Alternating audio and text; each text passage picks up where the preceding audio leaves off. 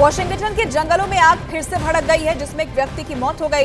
तेजी से बढ़ती जंगल की आग ने लगभग 18,900 एकड़ जंगल को जलाकर राख कर दिया। साथ ही इस आग में लगभग 190 इमारतें तबाह हो गई है। जंगल की आग में एक व्यक्ति की मौत भी हुई है।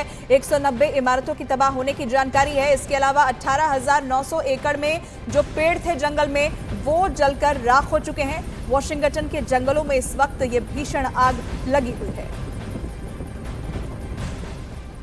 अमेरिका की कैलिफोर्निया में हिलेरी तूफान टकरा गया है। कैलिफोर्निया में तूफान की वजह से इमरजेंसी घोषित कर दी गई है। अमेरिका में संभावित भीषण बाढ़ की चेतावनी पहले ही जारी हो चुकी है। कैलिफोर्निया में जमीन खिसकने की भी खबर है। इससे पहले तूफान मैक्सिको से टकराया था, जहां एक शख्स की मौत हो गई थी।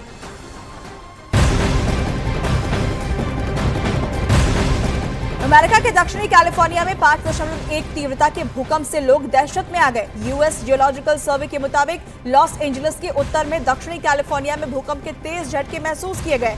रिक्टर स्केल पर इस भूकंप की तीव्रता 5.1 दर्ज की गई है।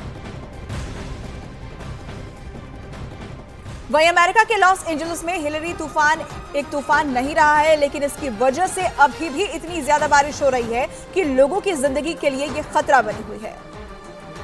क्योंकि मैक्सिको के बाजा तट से दक्षिणी कैलिफोर्निया की तरफ बढ़ रही है और राष्ट्रीय तूफान केंद्र का अनुमान है कि हिलेरी दक्षिण पश्चिमी अमेरिका के एक बड़े इलाके में बाढ़ लाएगी। लॉस एंजलिस शहर की ड्रोन से ली गई तस्वीरों में दिख रहा है कि किस तरह से शहर में भारी बारिश की वजह से बाढ़ जैसे हालात बन गए हैं। जबकि लॉस एंजलिस के मेयर का दावा है कि ये मुश्किल वक्त है, लेकिन लॉस एंजलिस को संकट का जवाब देने का अच्छा खासा अनुभव है। उन्होंने ये भी कहा कि शहर के लोग घर पर रहने के लिए तैयार हैं। हालांकि अनुमान लगाया जा रहा है कि तूफान सोमवार को उत्तर में नेवादा की ओर बढ़ जाएगा। वहीं स्पेन के कैनरी द्वीप समूह के टेनेरिफ में लगी आग अब तक नहीं बुझ सकी है, जो बुधवार से ही लगी हुई है और हजारों की संख्या में ये आग लोगों को बेघर कर चुकी है। एक चश्मदीद ने इस आग का वीडियो बनाया, जिसमें जंगल की आग को कैद किया गया। वीडियो में दिख रहा है कि कैनरी द्वीप के टेनेरिफ में कई कस्बे आग की चपेट में और धूं-धूं कर जल रहे हैं। कैनरी द्वीप के आपातकाल सेवा के अनुमान के मुताबिक शनिवार दोपहर तक 26,000 से ज्यादा लोगों को प्रभावित इलाकों से सुरक्षित निकाल लिया गया था और अब 11 कस्बे जंगल की आग से प्रभावित है।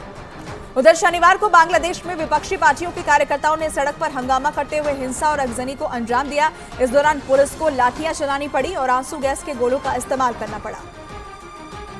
दरअसल जनवरी में होने वाले आम चुनाव की देखरेख कौन करेगा, इसी पर बांग्लादेश में राजनीतिक विवाद छिड़ा हुआ है और इसी की वजह से बांग्लादेश नेशनलिस्ट पार्टी के समर्थकों ने बांग्लादेश के हबीगंज में प्रदर्शन किया, जो उग्र हो गया। इसके बाद पुलिस ने एक्शन लिया। बीएनपी नेताकर्मीरा अतर्कितभावे आमादेर ऊपर इट पाटकेल छुड़े मारे।